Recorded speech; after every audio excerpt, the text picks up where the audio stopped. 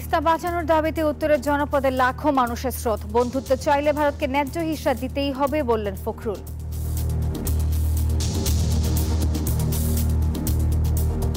ভারতকে পরিষ্কার করে বলতে চাই, আগেও বলেছি এখনো বলছি, বাংলাদেশের মানুষের সঙ্গে যদি বন্ধুত্ব করতে চান তাহলে আগে তিস্তার পানি দেন। সৌদি আরবে কৃষি খাতে বাণিজ্যিকভাবে বাড়ছে প্রবাসী বাংলাদেশিদের বিনিয়োগ, সৃষ্টি হচ্ছে কর্মসংস্থান, রেমিটেন্সের প্রবাহেও সুবাতাস। এবং আরও 112 ভারতীয়কে ফেরত পাঠালো যুক্তরাষ্ট্র। মোদির ব্যঙ্গচিত্রে তোলপাড় ভারত, দিল্লির কূটনীতি নিয়ে বিরোধীদের ক্ষোভ।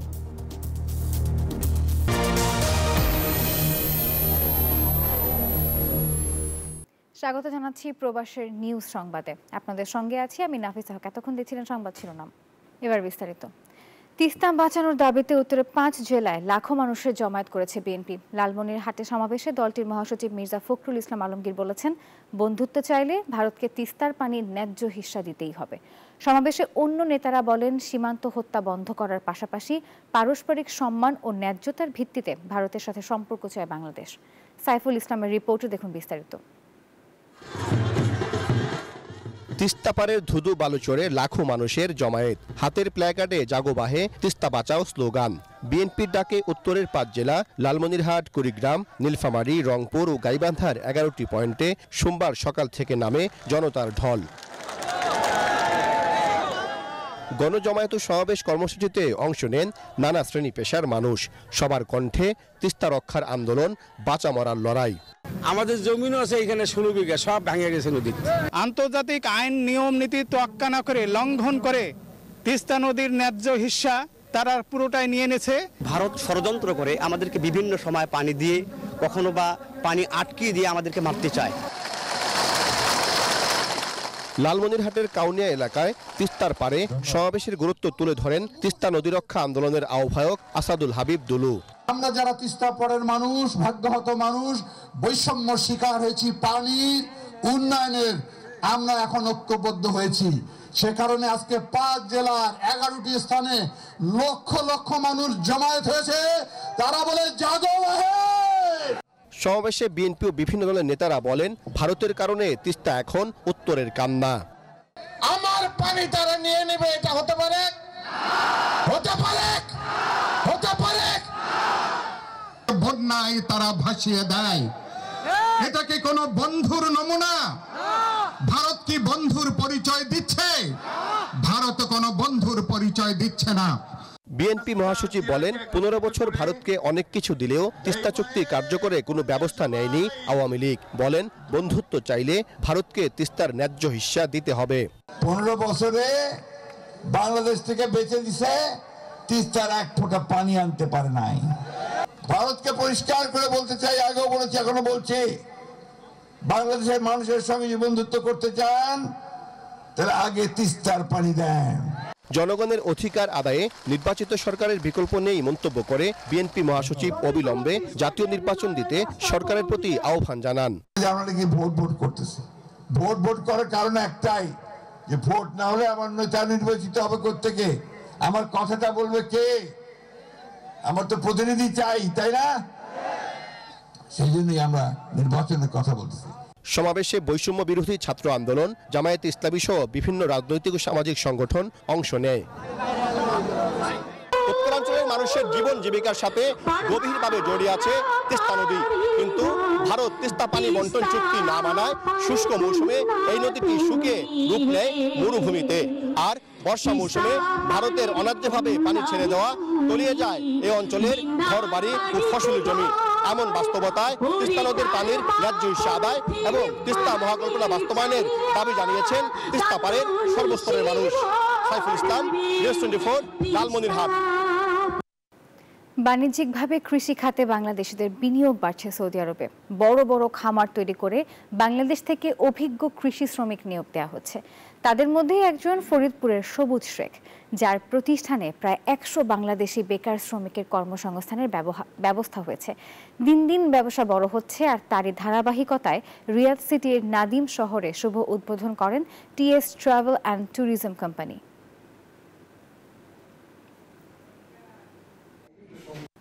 সৌদি আরবে প্রবাসী সাংবাদিক ফোরামের 2025-26 সেশনের কার্যনির্বাহী কমিটি নির্বাচন অনুষ্ঠিত হয়েছে। এতে আগামী 2 বছরের জন্য সোহরাব হোসেন লিটন সভাপতি, আরিফুর রহমান সাধারণ সম্পাদক ও মোহাম্মদ রুস্তম খান সাংগঠনিক সম্পাদক নির্বাচিত হয়েছেন। সংগঠনের প্রধান উপদেষ্টা মোহাম্মদ আবুল বশিরের পরিচালনায় কার্যনির্বাহী কমিটির ওই নির্বাচন শেষে নাম ও পদবি ঘোষণা করা হয়। সাংগঠনিক সম্পাদক হিসেবে নির্বাচিত মোহাম্মদ রুস্তম খান নিউজ 24-এর সৌদি আরবের রিয়াদ প্রতিনিধি হিসেবে কাজ করছেন।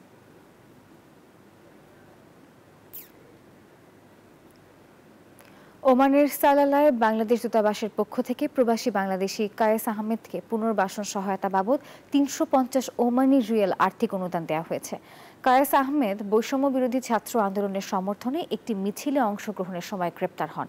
পরবর্তীতে মুক্তি পাওয়ার পর তার পুনর্বাসনে বাংলাদেশ দূতাবাস এই অর্থ সহায়তা দিল।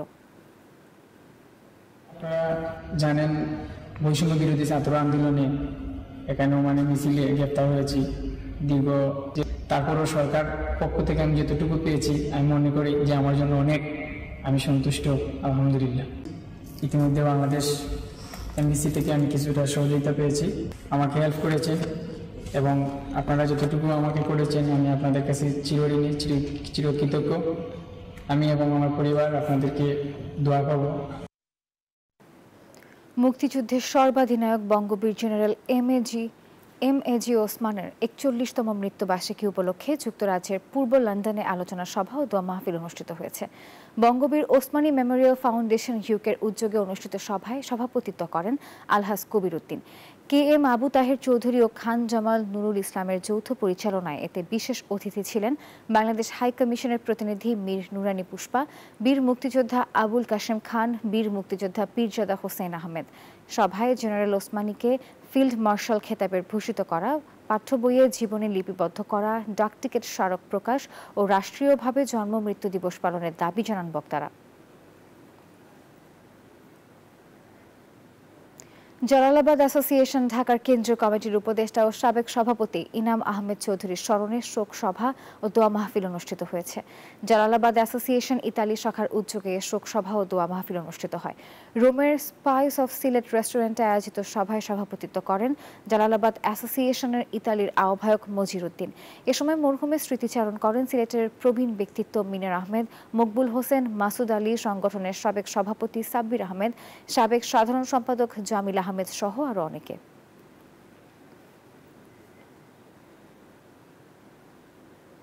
প্রবাসী প্রকৌশলীদের উন্নয়ন, অভিবাসীদের চাকরির ক্ষেত্রে সহযোগিতা এবং ভবিষ্যতে নিজেদের উন্নয়নের দৃঢ় প্রত্যয় নিয়ে কানাডার ক্যালগারিতে অনুষ্ঠিত হল বুয়েট অ্যালামনাই গালা নাইট 2025। বুয়েট অ্যালামনাই অ্যাসোসিয়েশন ক্যালগারির উদ্যোগে রিও ব্যাংকুয়েট হলে অনুষ্ঠিত হয় এই আয়োজন। অনুষ্ঠানে বক্তব্য রাখেন কমিটির প্রেসিডেন্ট ওবায়দুল কবির ও সাধারণ সম্পাদক শাফকাত মাহমুদ। উপস্থাপনায় ছিলেন স্থপতি নাজমুল ইসলাম সিয়াম ও রুবাইয়াত শারমিন মিথিলা। এ সময় বুয়েটের প্রাক্তন শিক্ষার্থী ও তাদের পরিবারের সদস্যদের পদচারণায় মুখরিত হয়ে ওঠে রিও ব্যাংকুয়েট হল। শেষে ছিল মনোজ্ঞ সাংস্কৃতিক অনুষ্ঠান।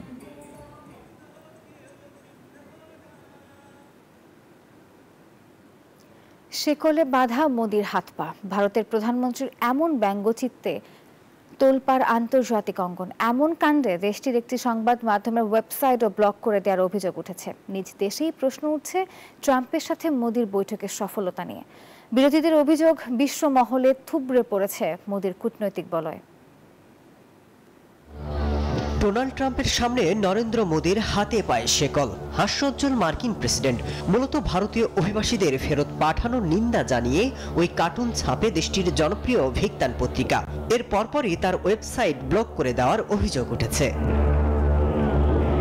প্রথম, দ্বিতীয় দফার পর এবার তৃতীয় দফায় শতাধিক অবৈধ ভারতীয়কে ফেরত পাঠিয়েছে ট্রাম্প প্রশাসন, যাদেরকে হাত পা বেঁধে ফেরতের অভিযোগ উঠেছে। ট্রাম্প মোদির বৈঠকের পর অভিবাসী ইস্যুতে কাটেনি সংকট, বরং নিজ দেশে এখন তোপের মুখে নরেন্দ্র মোদি। বিরোধীদের অভিযোগ, আন্তর্জাতিক অঙ্গনে ভারতীয়দের হাসির পাত্র বানিয়েছেন ট্রাম্প। সেই সাথে ভারতের কূটনৈতিক ভূমিকা নিয়েও প্রশ্ন তুলছেন তারা। আমাদের সাথে যে ব্যবহার করেছে মার্কিন সরকার তার নিন্দা করি। আমাদের অভ্যন্তরীণ ও বৈদেশিক নীতি ভেঙে পড়েছে। এটি বিশ্বের কাছে ভারতীয়দের অপমান। ভারতের একাধিক গণমাধ্যমে মোদি ট্রাম্পের বৈঠক নিয়ে উঠেছে সমালোচনার ঝড়। এদিকে আঞ্চলিক ইস্যুতেও তেমন সুবিধা করতে পারেননি নরেন্দ্র মোদি। শুল্ক ইস্যুতেও বাড়ছে চাপ। এমন অবস্থায় ট্রাম্প জামানায় আগামী 4 বছর মার্কিন ভারত সম্পর্ক নিয়ে ভাবতে হবে দিল্লিকে, এমনটাই মত বিশ্লেষকদের। মাসুদ রানা, নিউজ 24। বাংলাদেশের সংস্কার প্রক্রিয়ায় ইউরোপীয় ইউনিয়ন সর্বাত্মক সহযোগিতা করবে বলে মন্তব্য করেছেন রাষ্ট্রদূত ও ইউরোপীয় ইউনিয়ন প্রতিনিধি মিশেল মিলার। সোমবার বিকেলে বারিধারা ডিপ্লোম্যাটিক জোনে কসমস ফাউন্ডেশন আয়োজিত ভবিষ্যৎ বাংলাদেশের জন্য ইউরোপীয় ইউনিয়ন সম্পর্ক পূর্বাভাস শীর্ষক রাষ্ট্রদূতদের লেকচার সিরিজ অনুষ্ঠানে যোগ দিয়ে তিনি এসব কথা বলেন। আরও বলেন, বাংলাদেশিদের জন্য সম্মানজনক মাইগ্রেশন চায় ইউরোপীয় ইউনিয়ন। স্বৈরাচারী শাসন থেকে বাংলাদেশ একটি গণতান্ত্রিক দেশে উত্তরণে ইউরোপীয় ইউনিয়ন সর্বাত্মক সহযোগিতা করবে। অন্তর্বর্তীকালীন সরকারের সংস্কারমূলক কাজে ইউর পূর্ণ সমর্থনের কথা জানান রাষ্ট্রদূত। অনুষ্ঠানে তিনি আরও জানান, মার্চের প্রথম সপ্তাহে দেশে আসেন ইউ এর মানবিক সহায়তা বিষয়ক প্রধান।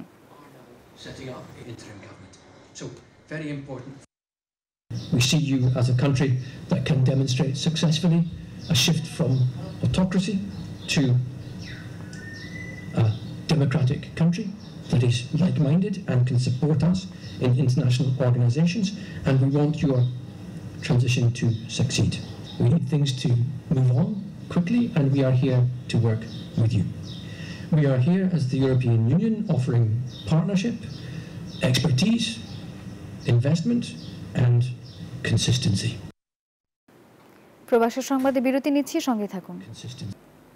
প্রবাসী সংবাদে আরও একবার স্বাগত। দেশকে স্থিতিশীল রাখতে হলে রাষ্ট্র পরিচালনার দায়িত্ব জনগণের সরাসরি ভোটে নির্বাচিত প্রতিনিধিদের হাতে ছাড়তে হবে, কারণ নির্বাচিত সরকার ছাড়া টেকসই সংস্কার সম্ভব নয়।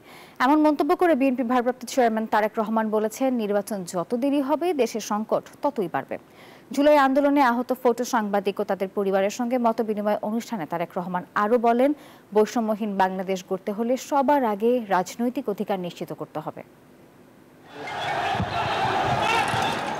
24-এর গণ আন্দোলন চলাকালে পেশাগত দায়িত্ব পালনের সময় ছাত্র জনতার পাশাপাশি আহত নিহত হন অনেক গণমাধ্যম কর্মী। সোমবার আহত ফটো সাংবাদিক ও তাদের পরিবারের সাথে মতবিনিময় করে আমরা বিএনপি পরিবার। বিএনপির পক্ষ থেকে দেয়া হয় আর্থিক সহায়তা। অনুষ্ঠানে প্রধান অতিথি হিসেবে অনলাইনে যুক্ত হন বিএনপির ভারপ্রাপ্ত চেয়ারম্যান তারেক রহমান। বলেন, স্বৈরাচার পতনে ছাত্র জনতা আর বিভিন্ন রাজনৈতিক দলের পাশাপাশি দায়িত্বশীল অনেক সাংবাদিকও গুরুত্বপূর্ণ ভূমিকা পালন করেছেন। এই যে গত 15 বছরের যে আন্দোলন, যে সংগ্রাম, যার মধ্যে বিভিন্ন সময় ফটো জার্নালিস্ট হোক অথবা জার্নালিস্ট বৃন্দই হোক, অর্থাৎ এই পেশার সাথে যে মানুষগুলো আছেন তারাও বিভিন্ন সময়ে জড়িত ছিলেন। নানা ইস্যুতে কথা বলতে গিয়ে আসে নির্বাচন ও রাজনীতি প্রসঙ্গ। বলেন, বৈষম্যহীন বাংলাদেশ গড়তে হলে রাজনৈতিক অধিকার নিশ্চিত করতে হবে, আর রাষ্ট্রের সংস্কার করতে হলে তা অবশ্যই করতে হবে রাজনীতিবিদদের মাধ্যমে। যে যতক্ষণ পর্যন্ত জনগণের ডাইরেক্ট রিপ্রেজেন্টেটিভ দেশ পরিচালনার দায়িত্ব না পাবে, তাদের হাতে দেশ পরিচালনার দায়িত্ব না আসবে, ততক্ষণ পর্যন্ত কোনোভাবেই কোনো সংস্কারের পূর্ণ বাস্তবায়ন করা সম্ভব নয়। তারেক রহমান বলেন, নির্বাচন দেরি হলে সমস্যা কমবে না, বরং বাড়বে দিন দিন।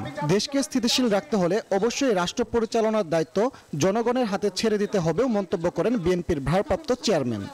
যত দেরি হবে নির্বাচনের, তত বেশি কিন্তু বিভিন্ন ষড়যন্ত্রের ডালপালা বাড়তে থাকবে। বিভিন্নভাবে সমাজের মধ্যে বিভিন্নভাবে কথাবার্তা, এখনই বিভিন্ন রকম কথাবার্তা আস্তে আস্তে ছড়াচ্ছে যে যারা পালিয়ে গিয়েছে এই দেশ থেকে, তারা এই দেশের মানুষের বিপুল পরিমাণ সম্পদ লুট করে নিয়ে গেছে। অবশ্যই তারা সেই সম্পদগুলি সেই ষড়যন্ত্রের পিছনে ব্যয় করবে। নির্বাচন ছাড়া জনগণের মতামত প্রকাশের আর কোনো জায়গা নেই মন্তব্য করে তারেক রহমান বলেন, যত দ্রুত জনগণের সরকার গঠন করা যাবে ততই দেশকে ধ্বংসের হাত থেকে রক্ষা করা সম্ভব হবে। তাহলে আপনারা বিবেচনা করে দেখতে। ফজলে রাব্বি সৌরভ, নিউজ 24, ঢাকা। বৈষম্য বিরোধী ছাত্র আন্দোলন থেকে বেরিয়ে নতুন ছাত্র সংগঠন গঠন করতে যাচ্ছেন ছাত্ররা। স্টুডেন্ট ফার্স্ট, বাংলাদেশ ফার্স্ট স্লোগানকে ধারণ করে হবে এই সংগঠন। সোমবার বিকেলে ঢাকা বিশ্ববিদ্যালয়ের মধুর ক্যান্টিনের সামনে আয়োজিত সংবাদ সম্মেলনে এই তথ্য জানান আবু বাকের মজুমদার। তবে নতুন ছাত্র সংগঠনের নেতৃত্বে কারা আসবে এবং কবে নাগাদ সংগঠনটি আত্মপ্রকাশ করবে তা জানানো হয়নি।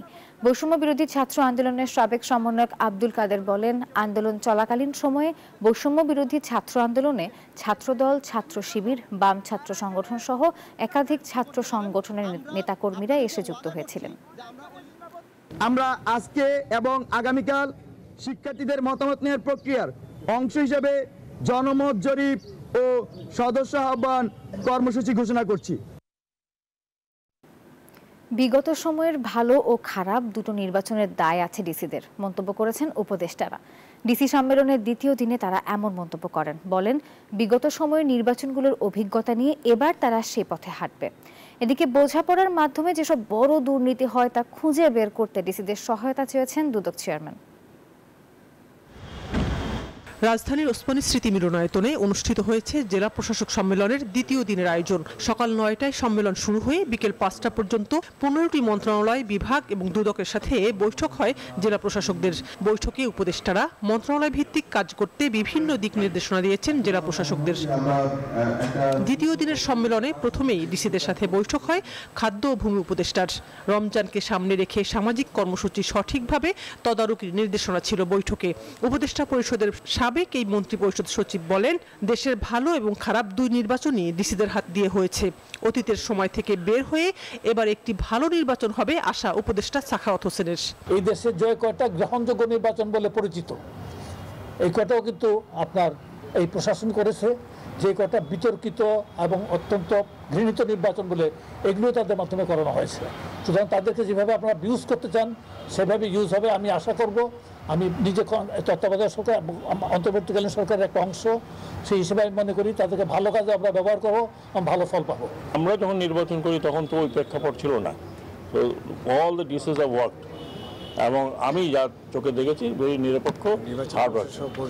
বাকিটা যেটা আছে ডেপুটি কমিশনার এখন যারা আছেন তারা ডেফিনেটলি গত কথা মনে রেখেছেন, অত তাড়াতাড়ি ভুলে যাওয়ার কথা নয়।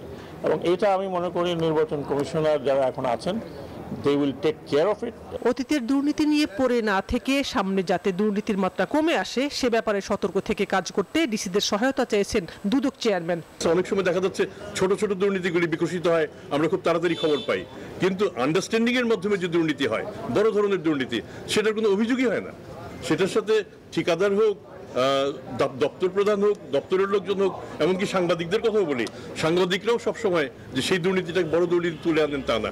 আমরা আজকে বলেছি যে বড় দুর্নীতি যেগুলি মনে হচ্ছে আন্ডারস্ট্যান্ডিং এর মাধ্যমে এটা নিউজ হচ্ছে না, সেই নিউজগুলো যেন আমরা আসে। বিদ্যুৎ উপদেষ্টার সাথে জেলা প্রশাসকদের বৈঠকে উঠে আসে রমজান এবং গ্রীষ্মে বিদ্যুৎ ব্যবহারের সাশ্রয় প্রসঙ্গ। বিদ্যুতের ঘাটতি মেটাতে সরকারি, বেসরকারি এবং বাসাবাড়িতে 25-এর উপরে যাতে এসি না চলে তা তদারকি করা হবে। আমাদের এই এসি লোড প্রায় 5 থেকে 6,000 মেগাওয়াট, তো এইটাকে নিয়ন্ত্রণ করতে হবে। শাহনাজ ইয়াসমিন, নিউজ 24, ঢাকা। প্রবাসী সংবাদে আরও একটি বিরতি নিচ্ছি, সাথেই থাকুন। প্রবাসী সংবাদে আরও একবার স্বাগত। জুলাই আগস্ট বিপ্লবে আহত ব্যক্তিদের চিকিৎসা দেওয়ার ক্ষেত্রে বৈষম্য করার অভিযোগে আহত কিছু ব্যক্তি ও তাদের স্বজনরা রাজধানীর শাহবাগ মোড় অবরোধ করেন। এ সময় শাহবাগে গাড়ি চলাচল বন্ধ হয়ে যায়, চরম দুর্ভোগে পড়েন সাধারণ মানুষ। এদিকে মুক্তিযুদ্ধ বিষয়ক মন্ত্রণালয়ের উপদেষ্টা ফারুকি আজম জানিয়েছেন, চলতি সপ্তাহেই জুলাই অধিদপ্তর গঠিত হচ্ছে।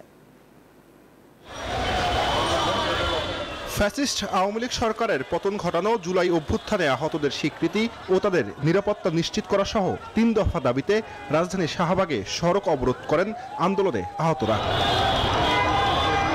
তাদের অভিযোগ, জুলাই গণ অভ্যুত্থানে আহতদের ভাগ করা 3টি ক্যাটাগরির মধ্যে এ ও বি ক্যাটাগরির আহতরা সকল সুবিধা পেলেও সি ক্যাটাগরির আহতরা বঞ্চিত হচ্ছেন। মূলত এই সি ক্যাটাগরির আহতরাই অবরোধ করে শাহবাগ। যাদের অঙ্গহানি বলতে যাদের পা চোখ একবার হারিয়ে ফেলছে তাদের একটা ক্যাটাগরি থাকবে, আর বাকি আহত সবাই আরেকটা ক্যাটাগরি থাকবে, 2টা ক্যাটাগরি থাকবে।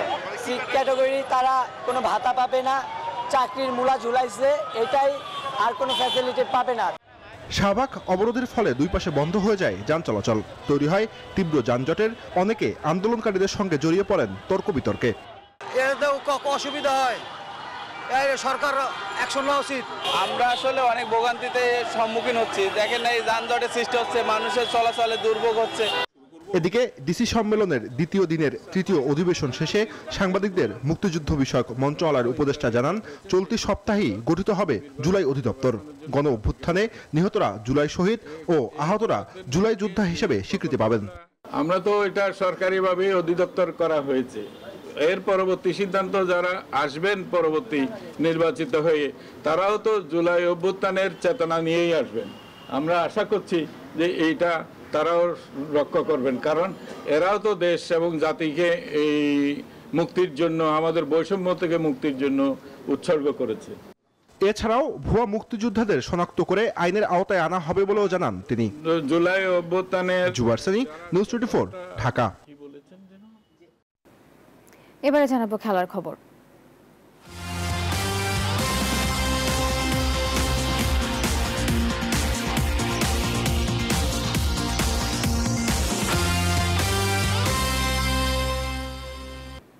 আইসিসি চ্যাম্পিয়ন্স ট্রফি শুরুর আগে হোঁচট খেল বাংলাদেশ। প্রস্তুতি ম্যাচে পাকিস্তান শাহিনের কাছে 7 উইকেটের বিশাল ব্যবধানে হেরেছে টাইগাররা। দুবাই ইন্টারন্যাশনাল স্টেডিয়ামে আগে ব্যাট করে পাকিস্তান এ দলের বোলিং দাপটে 202 রানে অল আউট হয় বাংলাদেশ। সৌম্য সরকার 35 ও মিরাজ করেন 44 রান।